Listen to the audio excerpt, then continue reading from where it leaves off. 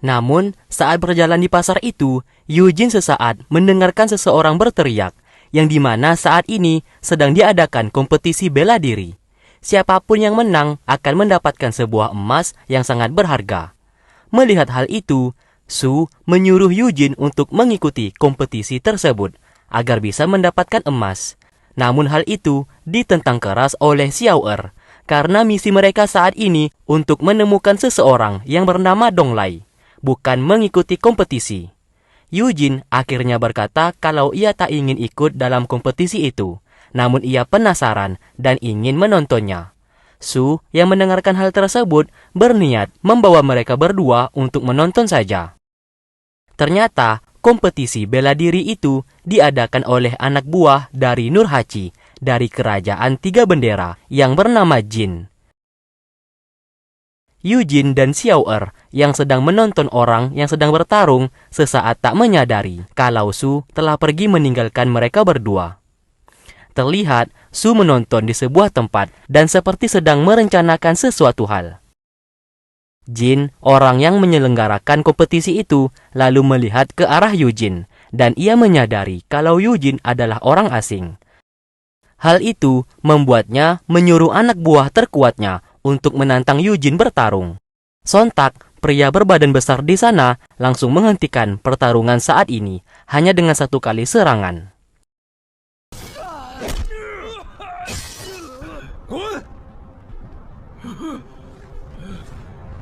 Setelah itu, ia menantang Eugene untuk berduel dengannya. Apabila Eugene menang, maka ia bisa mendapatkan sejumlah emas. Eugene yang awalnya menolak tantangan pria di sana, sesaat ia langsung diserang. Eugene hanya dengan satu kali pukulan mampu melempar pria berbadan besar di sana.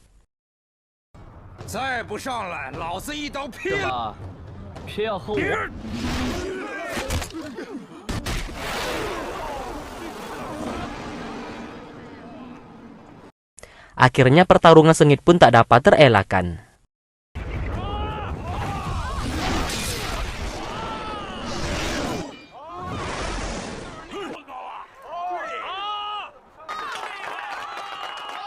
Terlihat semua serangan dari pria di sana tidak ada satupun yang berhasil mengenai Eugene. Bahkan Eugene tidak membuka sarung pedangnya sama sekali dan terus saja mengelak.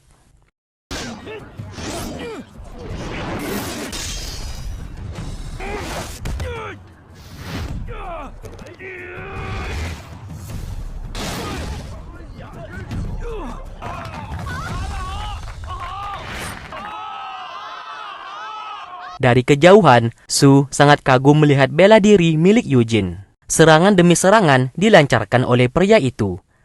Dan pada akhirnya, Eugene menggunakan pedangnya dan berhasil mengalahkan pria tersebut. Jin lalu turun ke bawah dan memberikan kesempatan kepada orang-orang untuk bertarung dengan Eugene. Namun di sana tidak ada satupun orang yang berani. Akhirnya, Jin memberikan emas kepada Eugene sebagai hadiah karena sudah berhasil memenangkan kompetisi tersebut.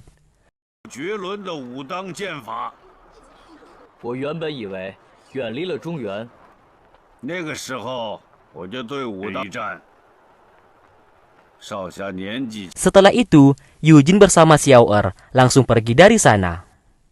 Jin sesaat memerintahkan anak buahnya untuk terus mengawasi gerak-gerik Eugene karena ia merasa curiga kepadanya. Singkat cerita, menggunakan emas batangan itu, kini Eugene bisa membeli apapun dan memesan makanan yang enak. Su sangat bangga kepadanya dan ia berkata baru kali ini melihat seorang pemuda yang berbakat seperti Eugene. Saat sedang makan, Eugene dihampiri oleh anak buah dari Jin yang memintanya untuk ikut sebentar.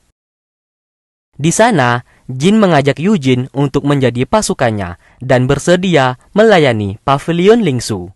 Apabila Eugene mau, semua emas, kekayaan, wanita, dan apapun akan diberikan, asalkan Eugene mau menjadi pasukan miliknya. Namun semua tawaran itu ditolak oleh Eugene karena kedatangannya ke kota itu untuk mencari seseorang. Apabila Eugene mau menjadi pasukan pavilion Lingsu miliknya, pintu akan terbuka lebar untuk menyambut kedatangannya. Eugene menjawab kalau ia tidak bisa berjanji karena ia berasal dari sekte Wudang dan pastinya ia akan kembali ke sektenya. Setelah itu ia pun pergi dari sana. Singkatnya, Eugene dan Xiao'er melanjutkan perjalanan. Di pasar itu, mereka melihat banyak sekali barang-barang antik. Namun sesaat, Eugene tak sengaja melihat seseorang ditarik dari rumah oleh beberapa pasukan. Satu persatu, pria dari warga di sana diambil paksa oleh pasukan, yang dimana hal tersebut dilakukan karena pria yang dianggap sudah dewasa akan dijadikan tentara. Meskipun pria di desa itu sudah memiliki anak ataupun istri, mereka tetap dipaksa untuk ikut menjadi tentara militer. Eugene yang melihat hal tersebut merasa kasihan, karena pria-pria yang dibawa itu rata-rata mereka merupakan tulang punggung keluarga. Ia pun ingin menghentikan semuanya ini. Su berkata, apabila Eugene ingin menghentikannya, ia siap membantunya dan menunjukkan base camp para calon tentara yang dipaksa.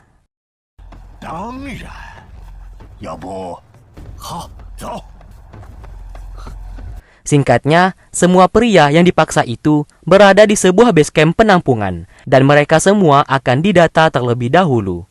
Banyak dari orang-orang itu menolak untuk bergabung menjadi tentara karena mereka memiliki hak untuk memilih dan menolak. Namun penolakan mereka sia-sia karena siapapun yang menolak akan dibunuh.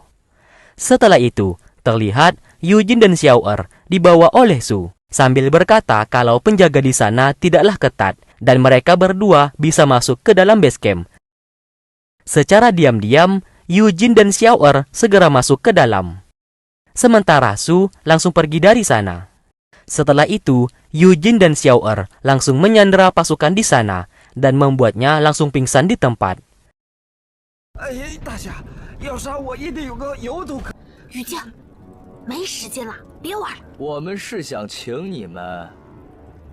Setelah berhasil mengalahkan pasukan tersebut, mereka berdua menyuruh orang-orang yang berada di sana yang dipaksa untuk dijadikan tentara agar keluar secepatnya.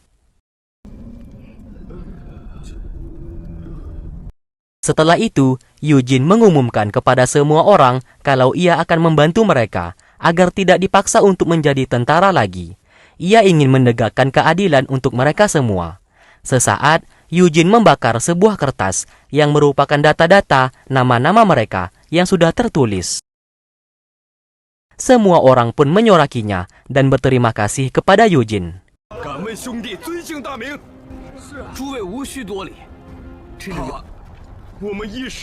Lalu tak lama kemudian, Su datang ke sana. Ia berkata kepada Eugene, para warga saat ini tidak boleh pulang ke rumah karena takutnya pasukan nanti datang ke rumah mereka dan kembali membawa semua orang saat ini secara paksa. Oleh karena itu, Su akan membantu Eugene untuk meminjamkan rumah miliknya agar semua orang saat ini bisa diungsikan di sana untuk sementara waktu. Mendengarkan hal tersebut, Eugene pun menyetujuinya dan mereka semua segera pergi meninggalkan tempat tersebut. Singkat cerita, saat mereka hampir tiba, Su kembali berkata kalau mereka semua harus bersembunyi di hutan terlebih dahulu dan nanti malam ia akan kembali untuk menjemput mereka dan membawa mereka semua ke rumahnya. Semua orang di sana pun mengikuti perkataannya dan mulai bersembunyi di hutan terlebih dahulu. Setelah itu, Eugene dan Xiao'er kembali ke kota Liadong. Di sana mereka mulai memikirkan cara untuk bisa bertemu dengan Donglai, karena hingga sampai saat ini mereka belum menemukan orang tersebut. Lalu Xiao'er memiliki ide, yang dimana ia mengajak Eugene untuk menyamar menjadi Donglai, dan Eugene menggunakan pedang 7 bintang untuk membuat identitas palsu, mengatasnamakan Donglai. Dengan begitu, apabila Donglai yang asli menyadari ada seseorang yang menyamar menjadi dirinya, maka kemungkinan mereka bisa bertemu dengan Donglai. Eugene pun menyetujui ide dari Xiao'er. Di lain sisi, Su Ling bersama Liang mulai melanjutkan perjalanan mereka untuk bisa kembali ke sekte Wudang. Akhirnya, Eugene dan Xiao'er mulai menyamar dan membuat keributan. Hal itu sengaja mereka lakukan untuk mengumpan Donglai yang asli agar keluar. Lalu di sana, mereka tak sengaja bertemu dengan beberapa orang yang penampilannya mirip seperti mereka. Eugene menantangnya bertarung agar penyamarannya sebagai Donglai bisa tersebar luas. Namun kedua orang itu pergi dari sana dan tidak mau meladeninya.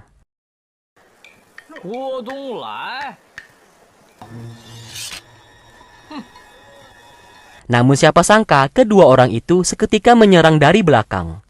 Yujin dan Xiao'er dengan sigap melawan mereka.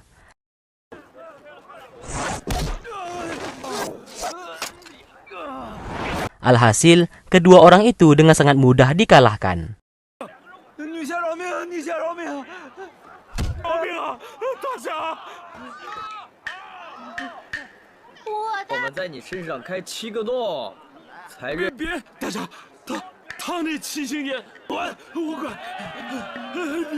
Semua orang bersorak kepada Yujin dan Xiao'er sebagai pendekar yang hebat.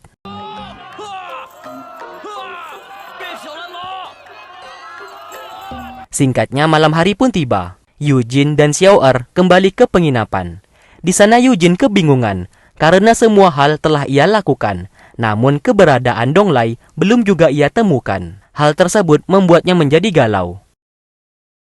Hingga keesokan harinya, ia pun terus menyamar dan membuat kegaduhan. Lalu tak lama kemudian, mereka diserang oleh seseorang. Dan ternyata orang itu adalah Tuan Zeng, kakeknya Xiao'er. Mereka pun sangat senang melihat Tuan Zeng saat ini baik-baik saja. Setelah itu, mereka berdua diajak ke penginapan milik Tuan Zeng. Saat di perjalanan, Tuan Zeng sesaat memberikan sejumlah uang kepada pengemis di sana. Namun anehnya, ia seperti membisikkan sesuatu hal kepada pengemis itu, yang sampai saat ini belum dijelaskan hubungan Tuan Zeng kepada pengemis itu.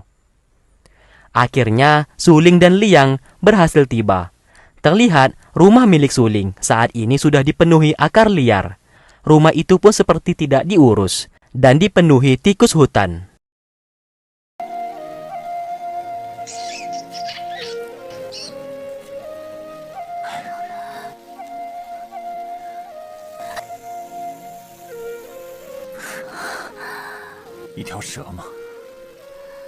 Kembali ke mereka, Tuan Zeng berkata sahabat ayah Yujin yang bernama Gopu merupakan pasukan yang dimiliki oleh Nurhaci, Raja Kerajaan Tiga Bendera. Sebelum Yujin mencari keberadaan Donglai, ia harus menemui Gopu. Karena pastinya Gopu mengetahui kebenaran mengenai kematian kedua orang tua Yujin.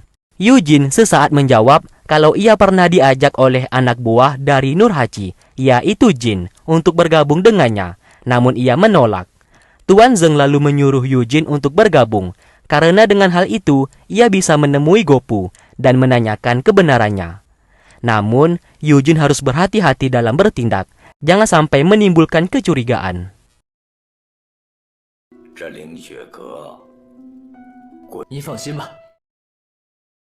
Saat ini, Yujin, Xiao'er, dan Tuan Zeng sedang makan di sebuah restoran milik Pavilion Lingsu, dan mereka sengaja memesan makanan yang cukup banyak dan berniat tidak membayarnya, karena Yujin hendak membuat kekacauan di sana.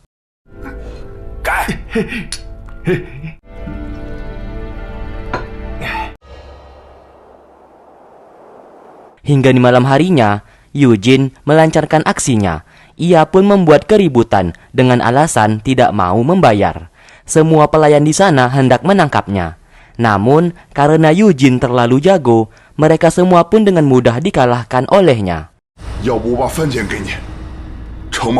Lalu tak lama kemudian, Jin, orang yang ia cari, datang ke sana. Melihat Yujin di sana, Jin lalu menyuruh pelayan restoran untuk segera pergi. Ia pun meminta maaf atas pelayannya yang bersikap kasar kepada Yujin. Yujin juga meminta maaf karena ia tidak tahu kalau restoran itu milik Pavilion Lingsu. Padahal yang sebenarnya ia sudah tahu dan berpura-pura saja.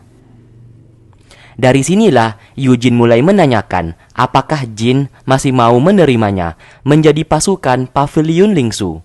Tentu saja Jin dengan senang hati menerimanya. Bahkan, Yujin akan digaji dan diberikan status yang tinggi. Misi Yujin untuk bergabung dengan Pavilion Lingsu agar bisa bertemu dengan Gopu, sahabat ayahnya. Di lain sisi, kepulangan Suling ke kampung halamannya disambut baik oleh warga sekitar. Dan satu persatu warga memberikannya makanan, karena bagaimanapun juga kedua orang tua Suling telah tewas. Mereka merasa iba melihat Suling tak memiliki siapa-siapa lagi saat ini. 大嫂，这被子绣得真漂亮。 Ternyata, Su merupakan raja kerajaan tiga bendera yang bernama Nurhaci, dan ia sengaja menyembunyikan nama aslinya dan menyamar menjadi Su dan mengatasnamakan Pavilion Lingsu, bukan kerajaan tiga bendera. Hal itu ia lakukan supaya Yujin tidak mengetahuinya. Lalu ia berencana memberikan 100 pasukan untuk dilatih oleh Yujin, dan Yujin diangkat menjadi komandan pasukan. 看看是否可看重用。 Setelah itu, Jin meminta Yujin untuk melatih 100 pasukan dan ia diangkat menjadi komandan saat ini. Namun pasukan yang dilatih oleh Yujin merupakan pria yang berasal dari desa yang kemarin ia selamatkan. Yujin sangat terkejut melihat mereka semua telah menjadi pasukan Pavilion Lingsu. Mereka menjawab kalau Tuan Su membawa mereka untuk menjadi pasukan di Pavilion Lingsu. Tidak hanya itu, Tuan Su juga memberikan uang dan emas kepada keluarga mereka agar bisa hidup enak. Maka dari itu, mereka mau bekerja sama di bawah naungan Tuan Su. Melihat kebaikan dari Tuan Su, Yujin semakin curiga kalau Tuan Su merupakan Nurhaci, raja dari kerajaan tiga bendera. Namun ia memilih untuk diam agar tidak ketahuan mengenai misinya saat ini. Singkat cerita, 100 pasukan itu dilatih oleh Yujin, dan mereka semua diajarkan cara bertarung dan bertahan. Tidak hanya itu, ia juga mengajarkan bentuk formasi bertahan dari serangan musuh saat berada di medan peperangan nantinya. 讲究的是群攻、围攻、快攻。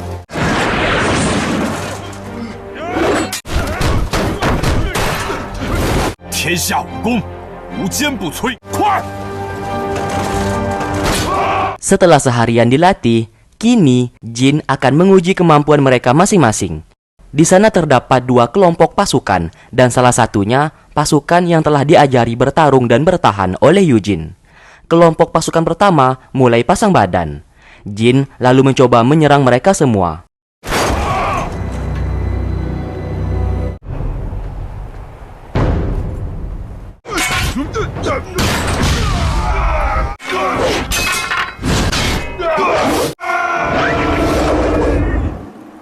Namun kelompok pertama dengan mudah dikalahkan olehnya. Lalu kemudian kelompok kedua yang sudah dilatih oleh Yujin mulai siap diuji.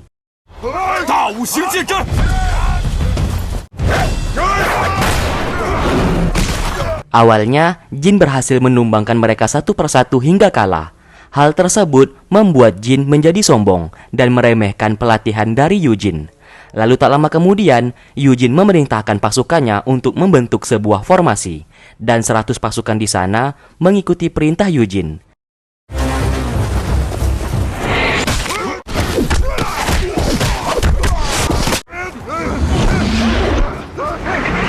Terlihat, pasukan di sana berhasil menahan Jin dan membuatnya diam tidak bergerak sedikit pun.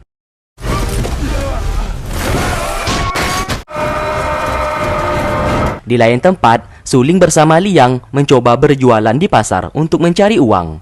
Namun sesaat datang kakek tua yang bernama Tuan Song yang tak sengaja melihat pedang kuno yang diletakkan di atas meja oleh Suling. Ia merasa tak percaya bisa melihat langsung pedang kuno yang sangat legendaris itu. Sesaat ia bertanya harga barang tersebut. Namun Suling menjawab kalau ia tidak menjualnya karena barang itu merupakan milik adiknya. Ia hanya meletakkan saja di atas meja. Tuan Song berkata kalau pedang kuno itu merupakan pedang legenda yang tak boleh diletak sembarang tempat karena bisa sangat berbahaya nantinya. Hal tersebut membuat Liang dan Suling menjadi penasaran dan meminta Tuan Song untuk menjelaskan asal-muasal pedang tersebut. Tuan Song lalu mengajak mereka ke tempat ia membuat pedang, dan di sana ia akan menjelaskan semuanya. Mereka berdua pun menyetujuinya dan ikut bersama Tuan Song.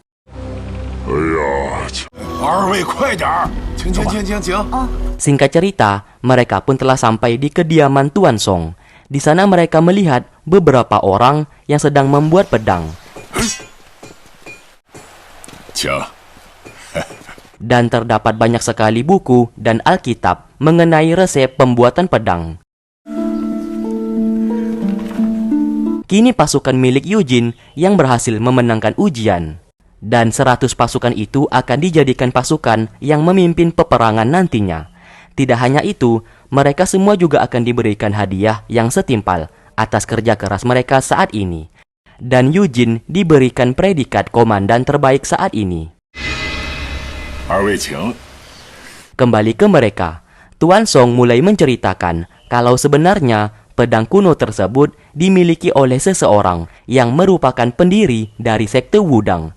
Dan pedang itu dianggap legenda dan tidak pernah ada satupun orang yang tahu bentuknya.